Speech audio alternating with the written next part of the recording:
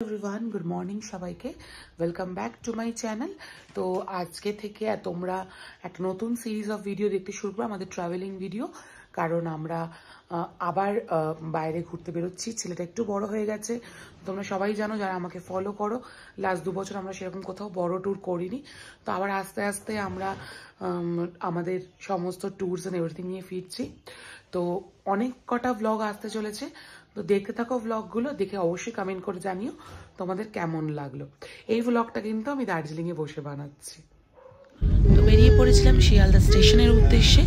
Luckily আমরা ওখান থেকে উবেরও পেয়ে গেছিলাম। সচরাচর শ্রীরামপুর থেকে উবের পাওয়াটা খুব চাপ হয়ে যায়। তো যেহেতু আমাদের কাছে অনেকটা লাগেজ ছিল, ছেলের লাগেজ সব থেকে বেশি, সেটা আমরা উবের বুক করে নিয়েছিলাম। ফার্স্টে ভেবেছিলাম ট্রেনে করেই যাব। তো যাই হোক, দেখো আমরা রওনা দিয়ে দিয়েছি ভগবানের নাম নিয়ে। তোমরা যেহেতু জানো জুলাই মাসটা প্রচণ্ড পরিমাণে একটা বৃষ্টির মাস।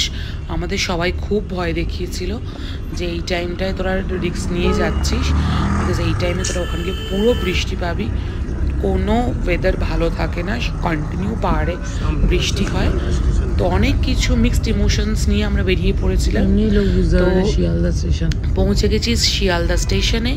শিয়ালদা স্টেশনের সামনে আমি ক্যাপচার করছিলাম, ওখানে একটা আই লাভ শিয়ালদা লেখা আসছিল, বাট ওটা এত বেশি লাইট ছিল যে ওটা ক্যামেরাতে ক্যাপচার হয়নি। যাই হোক, আমরা শিয়ালদা স্টেশনের একদম সামনে পৌঁছে গেছি। অ্যান্ড আমাদের প্ল্যাটফর্ম ছিল 12 নম্বর। তো আমরা সেই অনুযায়ী ড্রাইভার দাদাকে বলেছিলাম আমাদের ড্রপ করতে। স্টেশনে আমরা নেমে গেছি। নেমে গিয়ে আমরা এবার লাগেজ সব নামাচ্ছিলাম আমি। তো এবার আমরা স্টেশনের ভেতরে ঢুকছি আমাদের প্ল্যাটফর্ম অ্যান্ড আমাদের ট্রেনের পার্টিকুলার কোচটা কোথায় পড়েছে সেটা দেখার জন্য।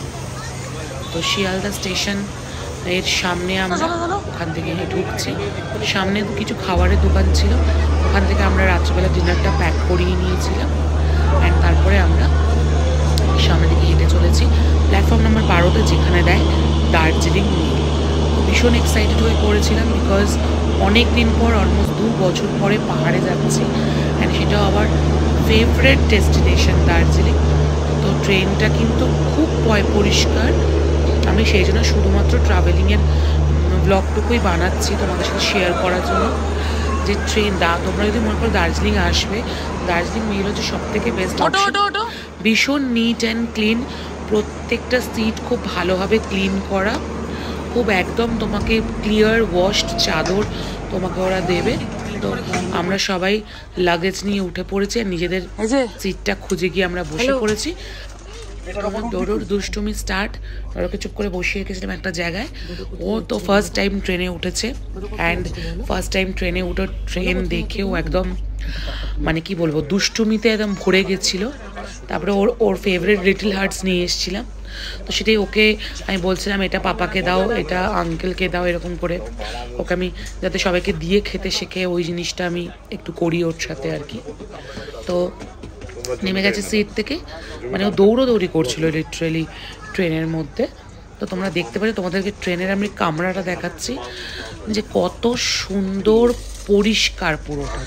তারপরে পাশ থেকে আমি একটা চিকেন 65 নিয়ে এসেছিলাম, বিকজ ভীষণ জোরে খিদে পেয়ে গেছিলো। সেই দুপুরবেলা বাড়ি থেকে খেয়ে বেরিয়েছিলাম। তো একটা চিকেন 65 নিয়ে এসে আমি একটু খেলাম, ডোডোকে খাওয়াচ্ছিলাম। তো আমাকে তো ডোডোর বাবা বকা দিল যে ওকে খাইও না এই রাস্তার এই জিনিসপত্রগুলো। তো তারপরে আমি একটুখানি খেয়ে নিচ্ছিলাম, অ্যান্ড ভীষণই ফ্রেশ অ্যান্ড টেস্টি ছিল। তারপরে রাত্রেবেলা ডিনার করে নিলাম।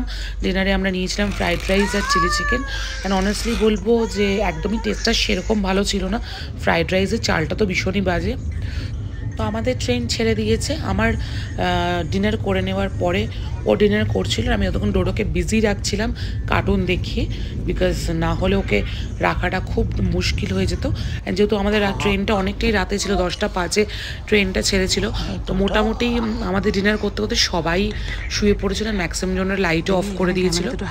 তো আমাদের ডিনার হয়ে যাওয়ার পরে আমরা ভালো করে বিছানা পেতে নিচ্ছিলাম।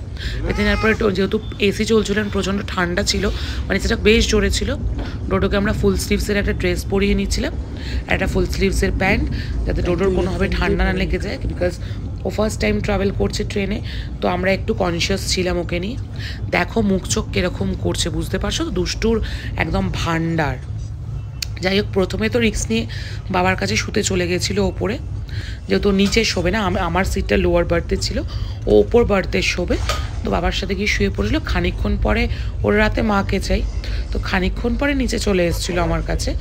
তো বা দুষ্টুমি করতে হবে যেহেতু বাবার সাথে, সেটা ওপরে বাবার সাথে দুষ্টুমি করার জন্য শুতে চলে গেছিলো। কাজের ব্লগটা এইটুকুই। পরের ব্লগে আমরা শেয়ার করবো আমরা নিউ জলপাইগুড়ি থেকে কী করে দার্জিলিং গেলাম, অ্যান্ড ওয়েদার কেমন ছিলেন, সমস্ত কিছু শেয়ার করবো। যারা এখন আমার চ্যানেলটাকে সাবস্ক্রাইব করেনি, প্লিজ আমার চ্যানেলটাকে সাবস্ক্রাইব করে দিও আর বেল আইকনটা পাশে ক্লিক করে দিও।